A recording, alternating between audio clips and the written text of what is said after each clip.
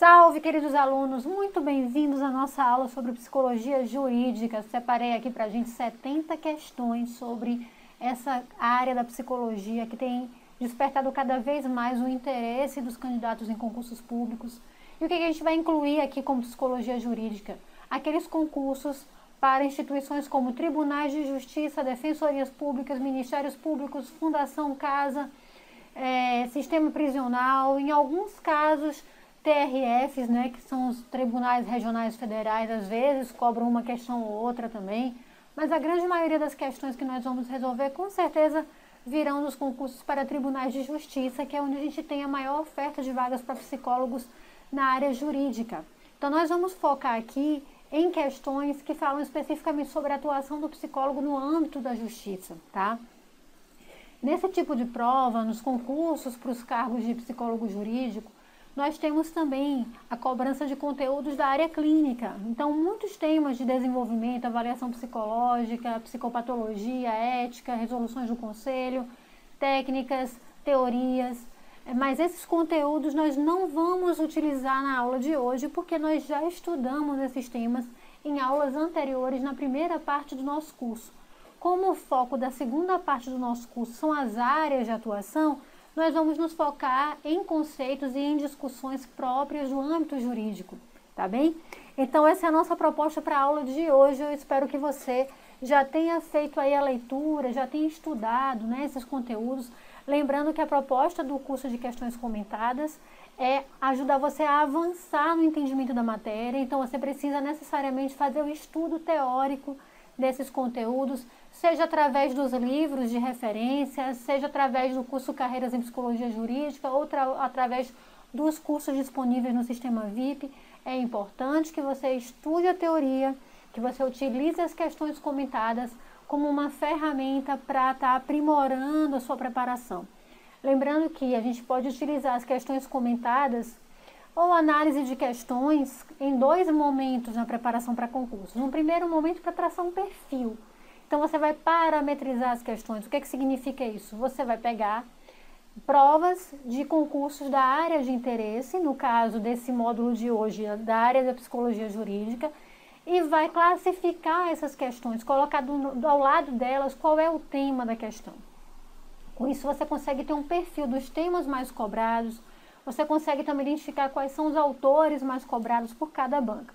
Essa é uma etapa inicial para que você possa montar o seu planejamento de estudo.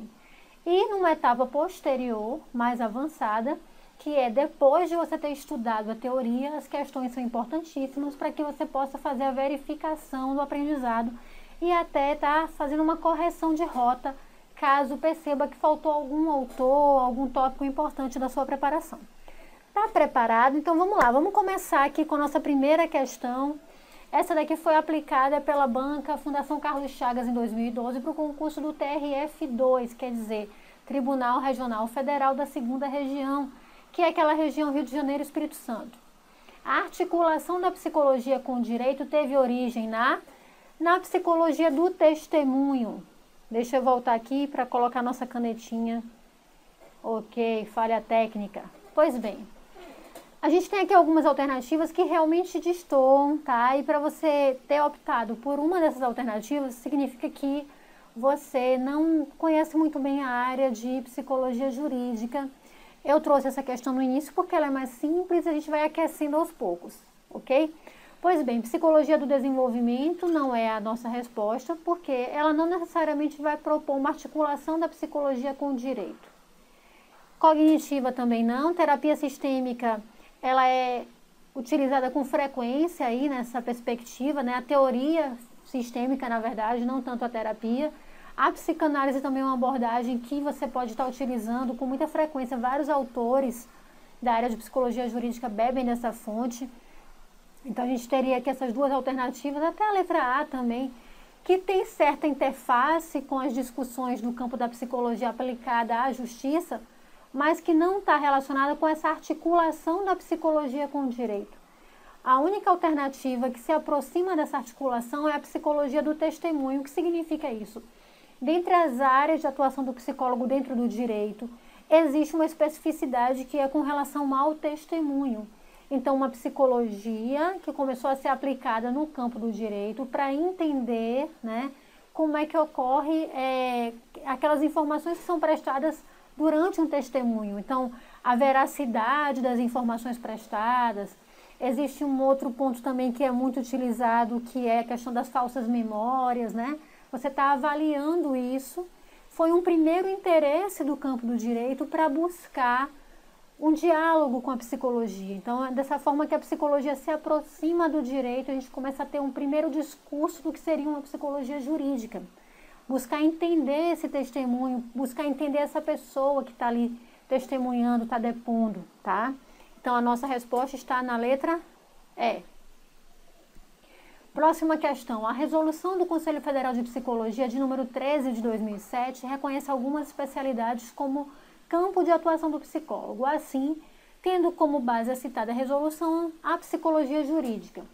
Então, apesar dessa ser uma questão que fala sobre as resoluções do Conselho, nós tivemos uma aula justamente sobre ética e resoluções do Conselho, a gente vai abordar aqui a questão da psicologia jurídica, por isso que eu estou trazendo aqui nesse ponto, tá? Na verdade, a nossa resolução número 13 de 2007 vai falar das especialidades, vai reconhecer as especialidades do psicólogo, né, da psicologia, e a psicologia jurídica é reconhecida, sim, como uma dessas especialidades. Então, a gente tem que procurar uma alternativa em que haja essa afirmação, tá? Letra A, está em processo de reconhecimento? Não, ela já é reconhecida, tá? Quando a resolução foi publicada em 2007, ela já foi reconhecida. Não é reconhecida como especialidade? Falso. Letra C, é reconhecida como especialidade? Correto. Letra D, necessita ainda de uma década de prática para ser reconhecido? Falso também. Letra E, só pode ser reconhecida quando as faculdades inserirem a disciplina na grade curricular? Também não. A gente sabe que hoje ainda não temos um número suficiente de faculdades que tem essa disciplina inserida, né, na grade. Está começando a aumentar, mas ainda não faz parte de uma grade básica que seja exigida para os cursos de psicologia. Então, a nossa resposta está na letra C. Questão simples também, questão fácil, para a gente ir aquecendo. A avaliação terapêutica tradicional ou clínica difere da avaliação forense em inúmeros aspectos importantes. Sobre tal tema é incorreto afirmar. Pois bem, aqui a gente vai fazer uma diferenciação na avaliação psicológica feita no contexto clínico daquela que é feita no contexto judicial, no contexto forense. Só que algo importante para a gente estar atento aqui é que nós queremos a alternativa errada. Então, significa que teremos 4 alternativas com um texto correto e uma com um texto errado, tá? Letra A. Na clínica, as metas giram sempre em torno da redução do sofrimento psicológico do paciente. A letra A está correta. Então, o que uma avaliação, né, ou uma intervenção no contexto clínico visa é estar respondendo a esse desejo desse paciente, a essa queixa que ele traz e que, em geral, essa queixa está relacionada com um problema, algo que está fazendo esse sujeito sofrer e é por isso que ele busca atendimento. Letra B. Na clínica, o papel do psicólogo é mais investigativo e na forense é de fornecer um apoio emocional. É o inverso, tá? A letra B inverteu. Então, num contexto clínico, o psicólogo geralmente tem um papel de estar fornecendo esse apoio emocional. Enquanto que, no contexto forense jurídico, é um papel mais de investigação. Por quê? A avaliação no contexto forense está voltada para a questão pericial, né? A gente não está falando de apenas uma questão de terapia, de atendimento, de tipos de atendimento. A gente está falando de avaliação. A avaliação forense é perícia, tá? Então, na perícia, a gente tem esse caráter avaliativo, ok? Enquanto que na clínica, a gente tem mais esse caráter, a gente pode ter esse papel de apoio emocional. A letra B está falsa, tá? Ela está incorreta. Então, eu vou sinalizar aqui porque nós queremos a incorreta, lembre disso. Letra C, a avaliação clínica tem um objetivo primário de fornecer informações para o tratamento, enquanto na forense o propósito é legal. Também está correta a letra C. Então, quando a gente faz, dentro do contexto clínico, uma avaliação, A gente quer elementos que nos ajudem a entender aquela pessoa, entender aquela situação que trouxe essa pessoa para o atendimento, né? Você vai ter, então, informações que vão facilitar esse tratamento.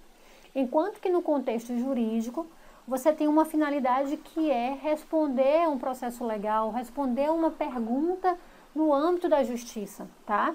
Então, a letra C está correta. Letra D. Na avaliação terapêutica, a perspectiva do examinando, quer dizer, a pessoa que está passando pela avaliação, é considerada porque é voluntária. Já na forense terá maior peso o exame minucioso do paciente. Então vamos quebrar aqui para fazer a comparação. Num contexto terapêutico, quer dizer, num contexto clínico, a perspectiva do examinando, quer dizer, o modo como ele pensa, o que ele pensa sobre aquilo, né? A forma como ele se posiciona com relação àquela situação é considerado porque é voluntário. Quer dizer, o indivíduo está passando por uma avaliação no contexto clínico porque ele quer ser avaliado. Ele vê ali como um benefício, porque através dessa avaliação ele pode ser ajudado, tá? Já no contexto forense, você tem uma avaliação com maior peso, porque o exame tem que ser minucioso, tá? Você vai ter ali, você tem um peso maior no exame minucioso, porque a pessoa que está sendo submetida a uma perícia, ela não está ali porque ela quer, ela está porque foi designado por um agente da justiça. Então, esse agente da justiça, no caso o juiz em geral, né? Pode ser o delegado também, mas geralmente é o juiz, ele vai dizer, olha, você precisa ser avaliado pelo psicólogo, tá? Então, essa pessoa não está fazendo aquilo de forma voluntária, ela não está se colocando ali porque ela acha que vai ter um benefício ao ser atendido por um psicólogo, ele vai estar sendo imposto. E aí você vai ter um peso maior e vai precisar de um exame mais minucioso. O que tem por trás disso? Tem o fato de que uma pessoa que está sendo periciada não necessariamente vai estar colaborando com o processo de avaliação. Ele pode simular, ele pode dissimular, tá? E o profissional precisa estar atento a isso. Então, a letra D está correta. Letra E. O cliente de um e outro tipo de avaliação pode variar, já que na clínica geralmente é a pessoa ou familiar que procura, e na forense é usualmente o advogado ou o tribunal. Também está correto.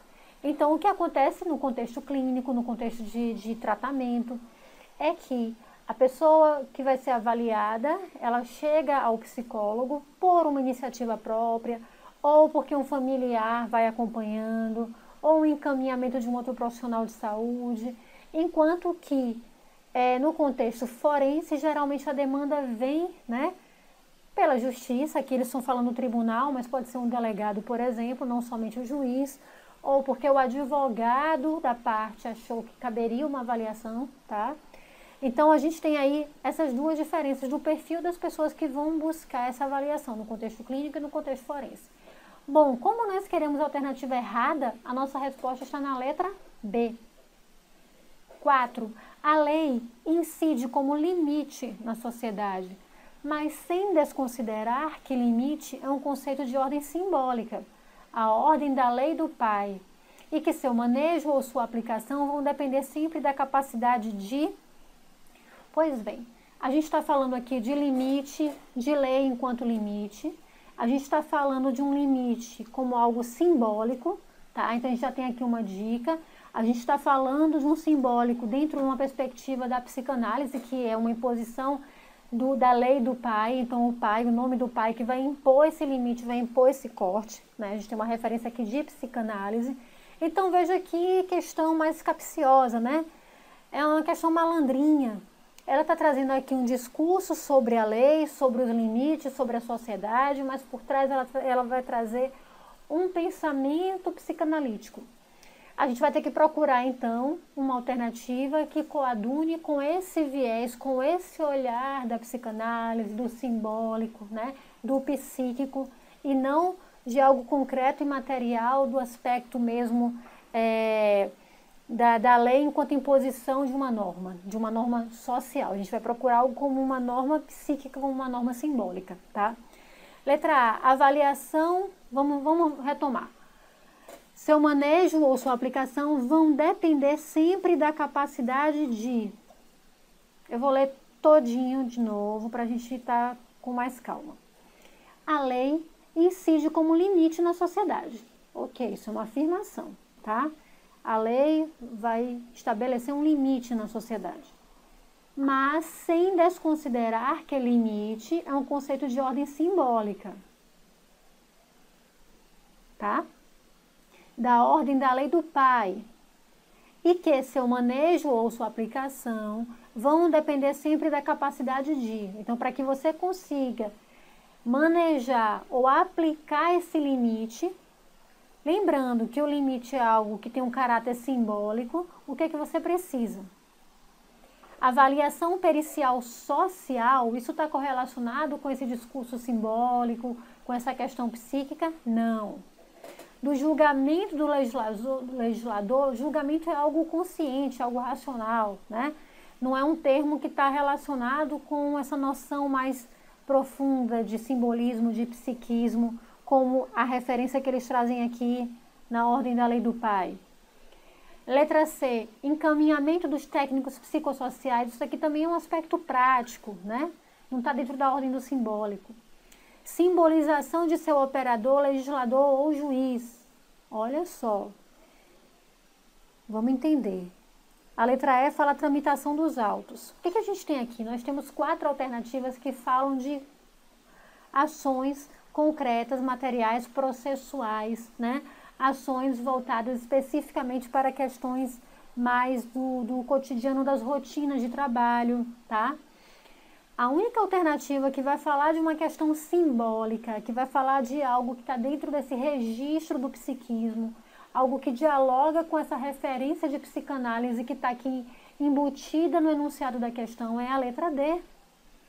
A letra D vai dizer, vamos fazer a leitura aqui do enunciado completo, incluindo a letra D.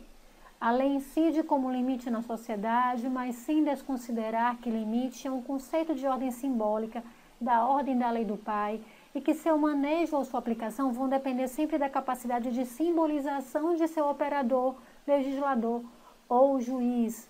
Quer dizer, o manejo desse limite ou a aplicação desse limite depende da capacidade do legislador, juiz ou operador simbolizar esse limite, ok? Nossa resposta está na letra D. E eu quero que fique claro para você, que você entenda que, mesmo que você não tenha domínio de psicanálise, não consiga abstrair o que significa essa discussão que está proposta aqui, pela forma como a questão foi construída, pela estrutura da questão, é possível acertar, porque você vai ter 4 alternativas que destoam da discussão que está proposta no enunciado, e somente uma que estabelece uma ligação direta.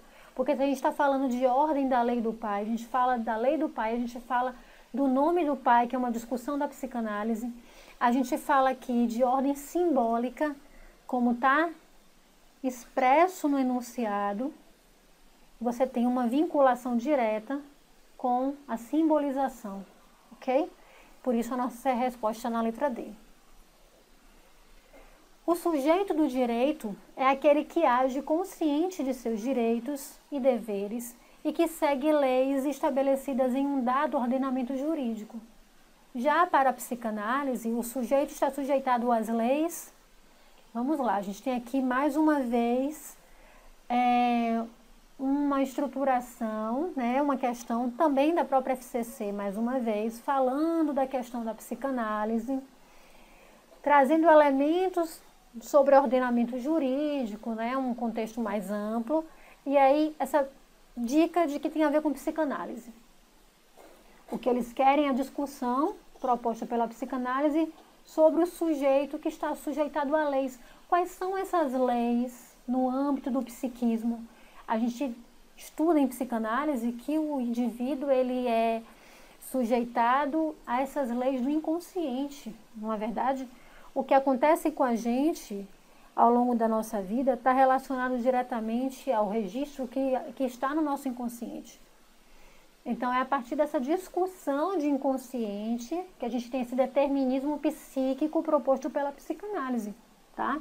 Muito provavelmente, a alternativa que a gente vai encontrar aqui vai falar sobre esse determinismo psíquico, vai falar sobre inconsciente. Então, letra A. Está sujeitado às leis definidas pelos juízes dos tribunais superiores? Não, a gente está discutindo a noção de sujeito em psicanálise, então não está relacionado diretamente com essa norma externa imposta pelas leis determinadas pelos juízes, tá? Definidas pelos códigos de ética dos profissionais? Também não, porque segue a mesma linha da letra A.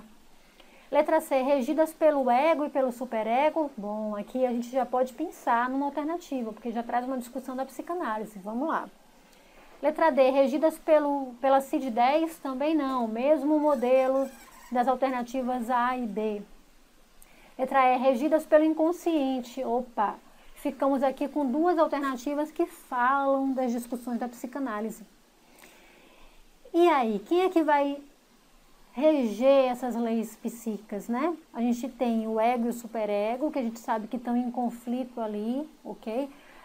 O superego traz as normas da sociedade, o ego tenta conciliar isso com o que o id necessita também, a gente tem ali essa discussão na psicanálise. Mas tudo isso diz respeito a quê? A uma discussão mais ampla, que é as leis do inconsciente. Tá? Essas leis do inconsciente seriam uma discussão maior do que falar especificamente de ego e superego. Porque essa discussão desse conflito ego e superego está dentro de uma discussão do que seria as leis regidas pelo inconsciente. Então a letra E é mais completa, e mais ampla e mais adequada do que a letra C. Então nossa resposta está aqui, ok? O Código de Ética Profissional do Psicólogo prevê que quando o requisitado depõe em juízo, o psicólogo... Então, olha só, a gente tem aqui o contexto em que o psicólogo foi requisitado pelo juiz a depor. Nesse caso, o que o nosso Código de Ética vai falar sobre isso? Vamos ver as alternativas? Letra A. Poderá prestar informações considerando o previsto no referido código. Porque o nosso Código de Ética vai trazer uma discussão sobre a questão do sigilo, vai nos falar, né, que a gente pode sim depor em juízo, mas que a gente tem que estar atento com o que vai declarar. Então a gente tem essa questão da quebra do sigilo numa situação em que caiba a busca pelo menor prejuízo, quer dizer, se existe ali algo que a gente soube através do nosso trabalho, né, que isso está resguardado pelo sigilo, mas que isso, por exemplo, essa informação diz respeito a algo que pode estar colocando uma pessoa em risco. Aí a gente tem exemplos como os maus tratos de crianças, né? Situações de abusos, situações de violência. Então a gente cabe sim nessas situações, a gente está fazendo uma representação, a gente está informando as organizações competentes para isso, né? Os órgãos competentes para isso. Então existe, né, no nosso código essa previsão de que a gente pode prestar informações, sim, se for chamado a depor em juízo, tá? Letra B, não está obrigada a comparecer à audiência, de modo algum o Código de Ética diz isso, até porque quando você é convocado pelo juiz, você tem que comparecer, tá? Letra C, deve indicar bibliografia que esclareça previamente alguns pontos ao juiz, também não há isso no nosso Código de Ética. Pode apenas responder a quesitos, também não está escrito no Código de Ética. E letra E, deve sempre entregar por escrito seus achados e conclusões sobre o caso, também não, tá? Então, a letra A é a nossa resposta. Se você tiver em dúvida, basta olhar as outras alternativas, porque realmente não há condição de nenhuma delas ser a nossa resposta. Diversos estudos evidenciam a possibilidade de interlocução entre a psicanálise e o direito.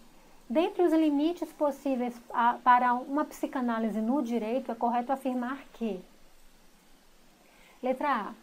Há uma reedição da cena judiciária na transferência com o perito psicanalista. Do que a gente está falando aqui?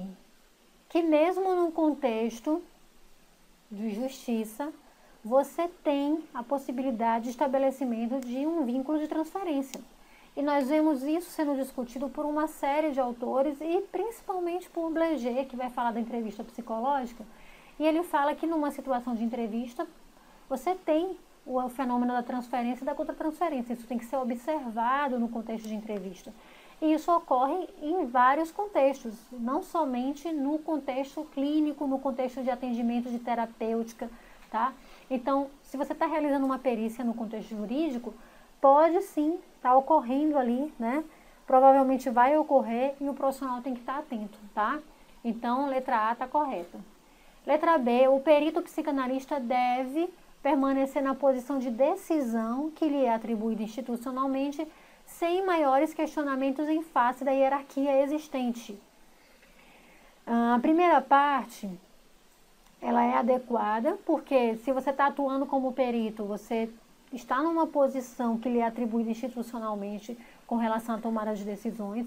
Agora, essa questão de não realizar questionamentos com relação a isso, aí sim é o que torna a alternativa errada, porque todo profissional, independente se é psicanalista ou não, ele está ali no exercício de um papel e ele precisa estar se questionando sobre suas posturas e sobre outras questões que também surgem ali dentro do contexto institucional, que são as relações de poder, né? Então é necessário, é importante que o profissional se coloque nessa posição. E a psicanálise traz muito essa discussão, tá? Então é por causa desses 100 maiores questionamentos que a letra B está falsa. Letra C. A cena transferencial na perícia nunca diz respeito à situação judicial. Aqui está falso porque a gente tem um contexto específico ali, que é o estabelecimento de uma relação a partir de uma problemática específica. A gente não vai levar em consideração, não vai fazer uma transposição direta de um modelo clínico de um contexto para outro, porque você tem ali uma situação que se estabelece dentro de um contexto muito específico, de um tempo muito determinado, tá? Então, claro que existem situações de transferência que podem remeter a conteúdos antigos, né, conteúdos primários, mas que estão emergindo ali naquele momento, naquele contexto, por causa da situação judicial. Então, por mais que você tenha ali elementos anteriores que vão emergir naquele momento por causa daquele contexto. Então, quando você fala que nunca diz respeito à situação judicial, aí você está invalidando a alternativa, tá? Porque existe sim uma relação. Letra D. Não é dado ao perito psicanalista a reconstrução da singularidade de cada caso concreto. Falso. Porque você tem ali o acesso aos autos do processo, você tem a possibilidade de estar recolhendo informações sobre o contexto em que aquele ato, né, aquela ação ou aquela série de ações que deram origem à necessidade daquela avaliação ocorreram, tá? Então a letra D está falso. Letra E. A criança, por vezes recusada, negada ou eclipsada, não deve ser objeto de investigação do perito psicanalista no discurso dos pais em litígio. A gente está falando aqui de uma situação, por exemplo, de disputa de guarda, né? Em que os pais estão em litígio, estão discutindo ali na justiça a guarda dessa criança, quem vai ficar com ela, né? Quais são essas condições. E aí aqui diz que o psicólogo, no caso o psicanalista, desculpe, não deve buscar informações sobre essa criança, né? Que essa criança não deve ser objeto de investigação. Isso é falso, tá? Se você está ali fazendo uma avaliação especificamente por causa de uma disputa de guarda, por causa de uma situação que envolve a criança, obviamente você vai ter que investigar mais sobre isso, tá? Então a nossa resposta está na letra A. A mediação de conflitos caracteriza-se por... Essa é uma intervenção que tem cada vez mais espaço na área judicial. Mediação de conflitos ocorre também no contexto organizacional, mas no contexto da justiça a gente tem visto cada vez mais. E pode ser realizada tanto por psicólogos como por outros profissionais também que tenham formação nessa área. Geralmente são psicólogos ou assistentes sociais, que são profissionais que têm uma formação mais na área humanista, né? Uma formação de ciências humanas, e que são mais preparados para estar entrevistando, para estar interagindo, mas não necessariamente precisa ser um desses dois profissionais. Mas é uma ferramenta que tem sido utilizada com muita frequência no âmbito da justiça. Essa é uma questão do Ministério Público. Dentro do contexto do Ministério Público, a gente tem visto bastante a aplicação da medida de mediação de conflitos. Pois bem, vamos analisar aqui qual é a característica, né? O que é que vai caracterizar a mediação de conflitos? A formalidade no processo. Então, é uma característica, é algo que a gente vai utilizar para estar destacando como central na mediação de conflitos essa formalidade, esse modo de interação baseado num formalismo, numa coisa rígida, pré-determinada? Não, né? Lógico que o profissional tem ali limites, enquadramento e questões que ele tem que gerenciar, mas é preciso que haja uma capacidade de espontaneidade para que aquelas pessoas que estão ali se colocando fiquem à vontade de se expor e trazer ali essas informações, esses conteúdos, essas opiniões que são importantes para que haja mediação, tá? Porque o que caracteriza a mediação de conflitos? Você tem ali uma questão que está gerando conflitos, você vai ter as partes envolvidas no conflito e você vai ter o mediador.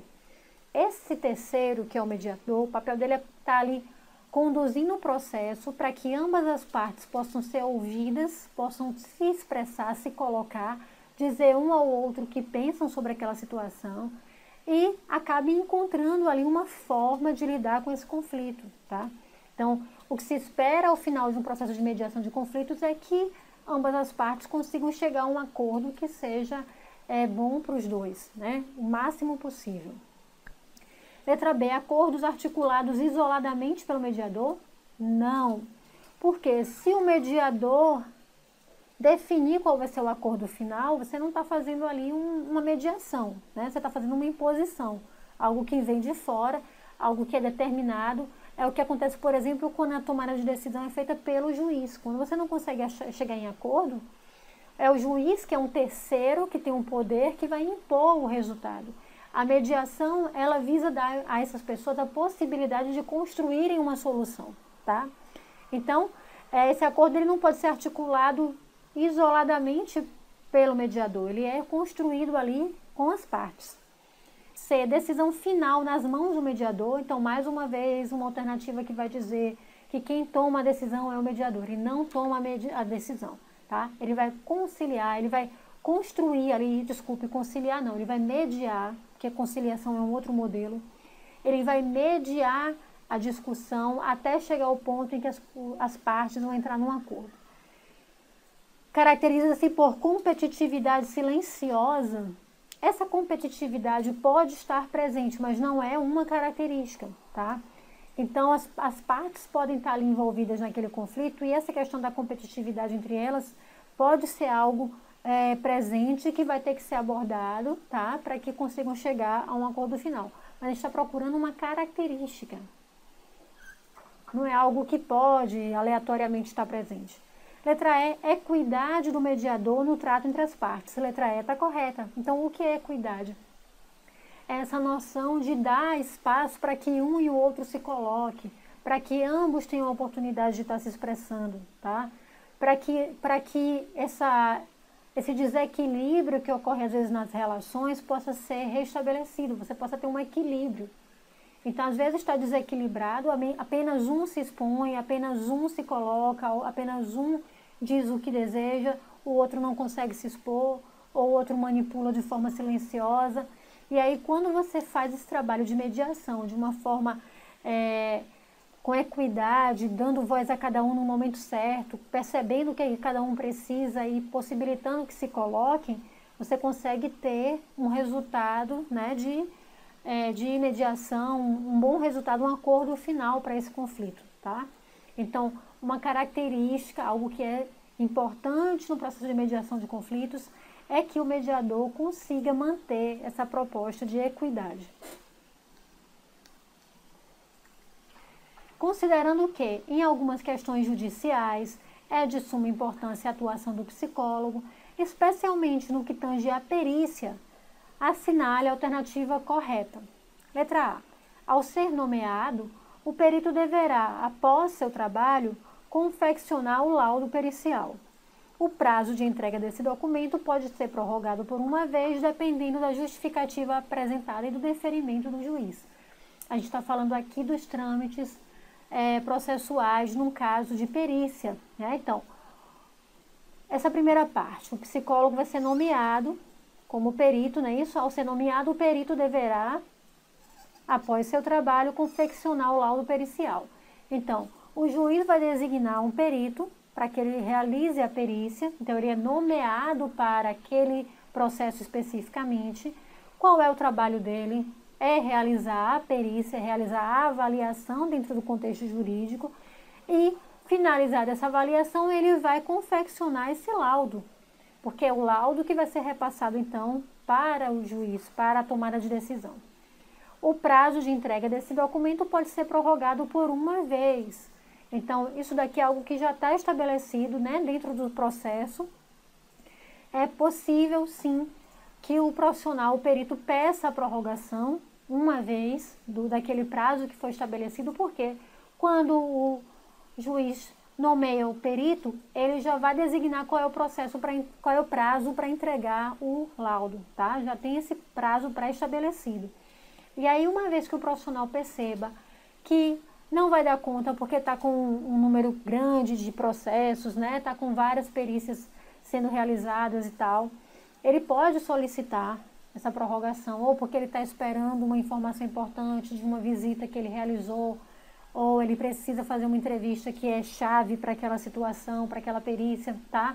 Ele pode pedir essa prorrogação por uma vez e apresentar uma justificativa para esse pedido.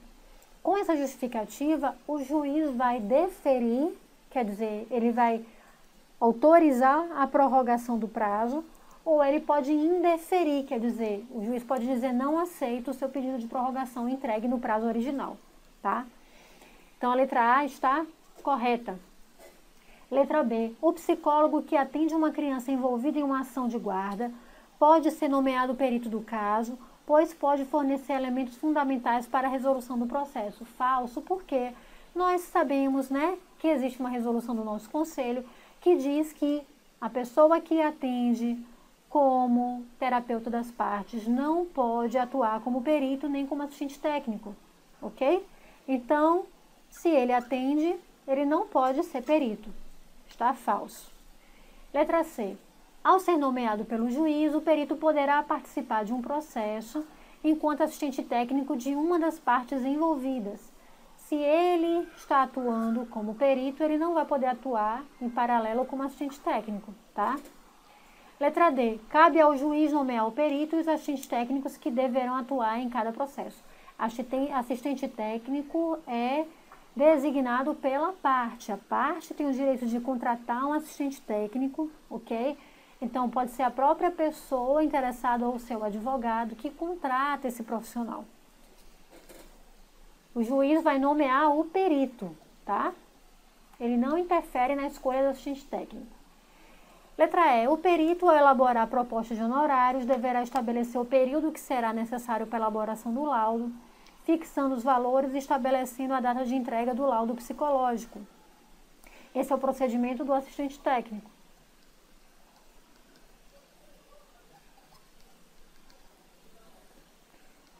Falso. Então, nossa resposta está na letra A. E agora a última questão desse primeiro bloco. Um psicólogo, no processo de avaliação psicológica dos candidatos à adoção, segue as orientações de Leila Paiva, que está citada aí no livro do Sidney Shine, ao indagar sobre as expectativas do casal em relação à criança a ser adotada. Então, o tópico aqui é expectativas do casal com relação à criança. Assim, ao entrevistá-lo, o psicólogo deverá entrevistá-lo quem? Entrevistar o casal que quer adotar uma criança. O que é que o psicólogo deve fazer durante essa entrevista? Letra A. Se limitar a aspectos concretos de idade e sexo, de modo a indicar que outras expectativas serão construídas pelo casal no convívio com a criança real. Essa letra A é bem inocente, né? Porque assim, quando uma pessoa pensa em ter um filho, ela pensa em adotar uma criança, ela já gera expectativas, né? A própria alternativa já dá aqui pra gente uma dica, porque está falando de criança real. Mas a gente sabe que essa parentalidade, ela já começa no simbólico, tá? Então, se você se limita a aspectos concretos, né? Se você não leva em consideração aspectos simbólicos, você pode estar deixando passar informações muito importantes sobre aquele casal.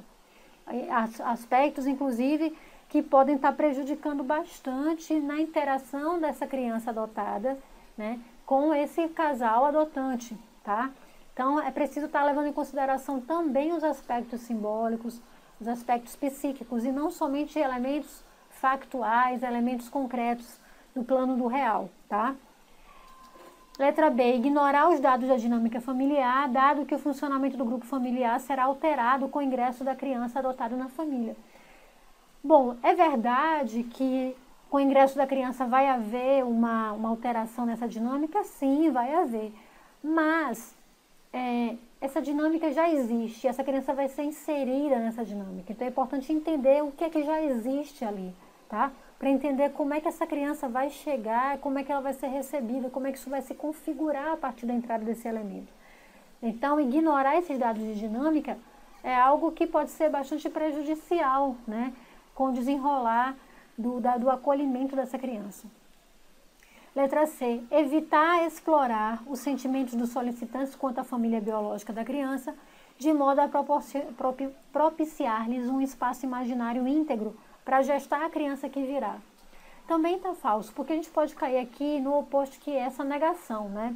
Desses pais. A gente vê tanto pais que não conseguem se implicar nessa parentalidade, porque fazem referência o tempo inteiro à família biológica, como também pais que tentam anular, apagar a existência dessa família biológica. Um extremo e outro podem ser e tendem a ser bastante prejudiciais para as relações que se estabelecem ali com aquela criança, porque aquilo faz parte da história dela, né? Então é necessário que esse casal entenda, se sinta à vontade de falar sobre isso, né? Saiba qual é o seu papel a partir de então. Então é importante que você explore esses sentimentos, que você consiga ter acesso a esse conteúdo psíquico, esse conteúdo emocional desse casal que está postulando a adoção, tá? Letra D.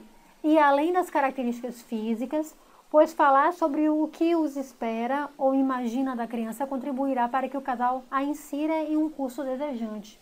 Letra D está correto. Então, o que ela está propondo?